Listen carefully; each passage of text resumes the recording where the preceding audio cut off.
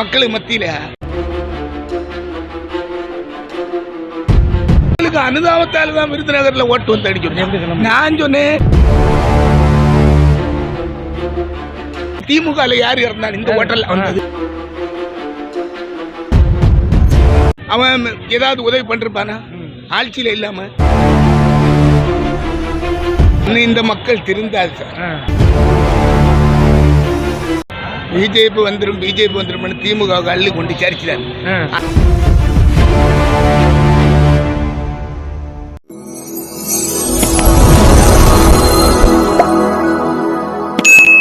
பேர் ரீமான்ஸ், குளச்சல் நகர செயலாளர் ரீமான்ஸ், கன்னியாகுமரி மாவட்டம். இந்தியாவின் கடைகோடி மாவட்டம், தென்முனை குமரி சிலையும் விவேகானந்தர் பாறையும் திருவள்ளூர் சிலையும் இருக்கிற அந்த ஊர்ல இருந்து வந்திருக்கீங்க. அதுல குளச்சல் பப்ளிக்கான ஊர் தான், நகராட்சி. அப்போ மன்றத்தில் இருக்கும் போல நான் அனைத்து மன்ற தலைவராக இருந்தேன். அதுக்கப்புறம் நகர செயலாளராக இருந்தேன். அப்போ நமக்கு எதுலேருந்து ஒரு ஃபீலிங் உருவாச்சனா, கூலிக்காரன் படம் பார்த்தேன். அதுக்கு முன்னே சட்டமுறை ரிட்டர், சிவப்பு மல்லி, நிறைய படங்கள் இதெல்லாம் பார்த்தேன். ஆனாலும் எல்லா படமும் ஒரு படம் விடாம பார்த்துருக்கேன். ஆனா கூலிக்காரன் படம் பார்த்த ஒரு ஈர்ப்பு, அது நமக்கான படம், நம்ம வாழ்வியல சொன்ன படம் அப்படிங்கிற மாதிரி ஒரு ஈர்ப்பு. அப்படி இல்லை. இப்ப நான் சமுதாயங்களை பார்க்கும்போது நம்ம வேற வேற. கண்டிப்பா நான் கிறிஸ்டியானி, அப்படிதானே? நான் கிறிஸ்டியானி, இந்துக்கள், முஸ்லீமு எல்லாருமே விஜயகாந்த் படம் சொன்னா ரொம்ப வெறி. ஜாதி கடந்து மதம் கடந்து மொழி கடந்து இவர் எல்லாத்தையும் ஈர்த்திருக்கிறாரு. அந்த அளவுக்கு அவருடைய அவ்வளோ ரசிகர் மன்றத்தில் ஏகப்பட்ட ஆள்களை வச்சு நடத்துறேன். அதுக்கப்புறம் கட்சி தொடங்கின அப்புறம் நான் நகர செயலாளர். நம்ம தலைமையில ஆஸ்டின் எம்பி இருக்கு, எம்எல்ஏ எம்பி, அவரு நம்ம தலைமையில வாராரு. அந்த அளவு வரைக்கும் வளர்த்துட்டு வந்தது. அதுக்கப்புறம் நல்லா கேட்டுக்கலுங்க, டிசம்பர் 26க்கு சுனாமி, டிசம்பர் 26க்கு சுனாமி, 26க்கு சுனாமி. அப்போ 27க்கு மாவட்ட செயலாளர் ரவி எங்களுக்கு அப்போ மாவட்ட மன்றத்தில் இருக்கும் தலைவர். அப்போ நம்ம நடிகர் சங்க தலைவராக இருக்காரு. நான் ராமோசந்த மணி, மற்றபடி பார்த்த சாரதி, இந்த சந்திரகுமார், அதை நான் வாயால சொல்லக்கூடாது. கேப்டனு கிட்ட இருப்பாரு, அந்த அவரு கையில போன கொடுக்க மாட்டாரு. அது கேப்டன் பிஸியா இருக்காரு.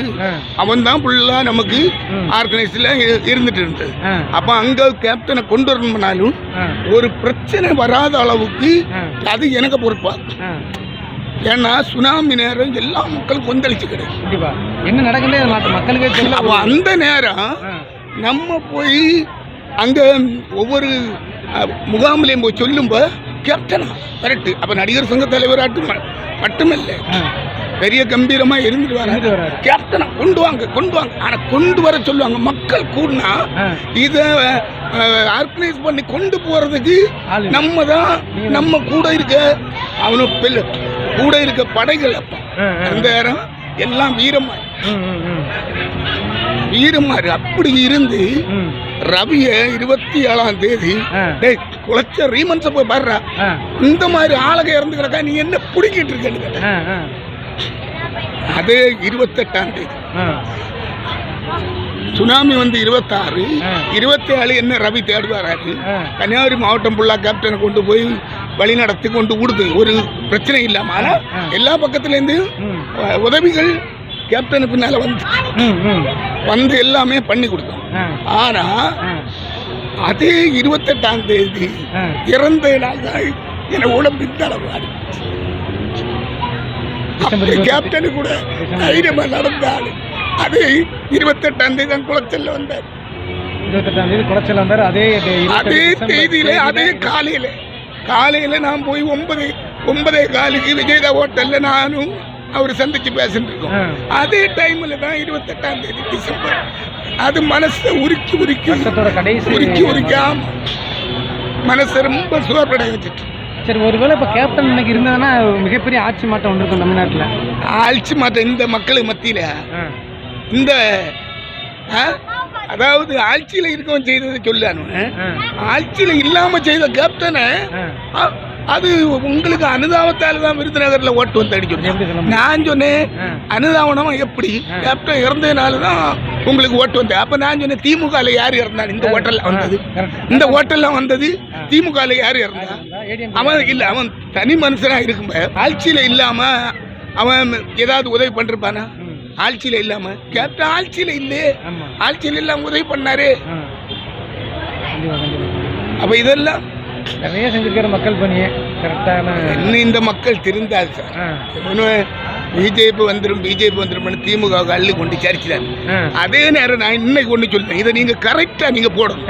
அதாவது சுனாமி வந்திருக்கு, அவங்களும் 20 வருஷம் ஆண்டிருக்கு அதிமுக, திமுக 20 வருஷம் ஆண்டிருக்கு. ஜெயலலிதா அங்கே இருந்து ஹெலிகாப்டர்ல கன்னியாகுமரி மாவட்டத்தில் வந்து இறங்காணி சொல்லாங்க. திடீர்னு அடுத்த சுனாமி வருதான், திருச்சி போகுது. கலைஞர் என்ன பண்ணாரு? கலைஞர் உடனே எனக்கு உடல் நிலை சரியில்லைன்னு சொல்லி போய் படுத்துட்டாரு ஹாஸ்பிட்டல்ல. இதுதான் நடந்தது. கேப்டன் மட்டும் எட்ரா வண்டியை போய் கடப்பரத்துல சுனாமி வாரன்னு சொல்லி ஜெயலலிதா திருச்சி போறாங்க. கடப்புற ரூட்ல ஒரு 7-8 கிலோமீட்டர் போகணும். அப்ப கேப்டன் கேட்டாரு, நாங்க மின் வண்டியில பின்னால வண்டியில கேப்டன், அதுக்கு அடுத்தது எஸ்கார்ட். அப்ப கேப்டன் கேட்காப்ல, நீங்க எத்தனை கிலோமீட்டர் இருக்கு கடப்புறம்னா கடலும் எத்தனை கிலோமீட்டர் இருக்குன்னு கேட்டாங்க. அப்ப நான் சொன்னேன் 7 கிலோமீட்டராது இருக்கு.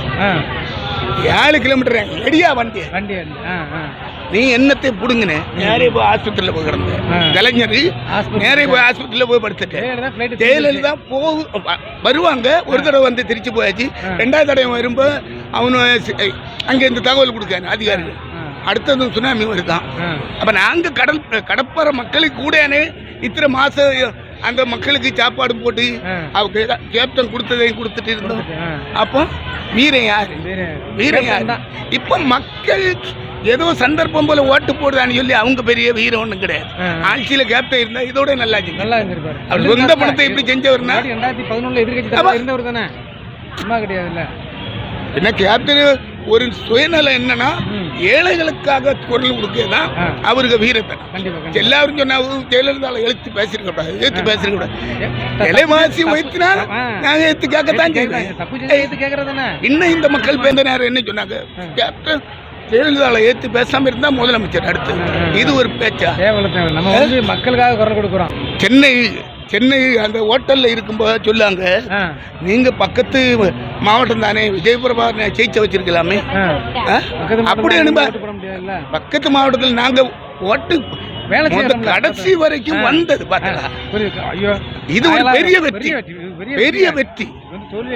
அது நாளைக்கு சிலப்ப திமுகவுக்கு ஒரு இழிவு பேர் வரும்போ நம்ம கேப்டன் ஆட்சி அவருக்கு ஆசி, கடவுளுக்கு ஆசையோட அது வரும் நம்பிக்கையா.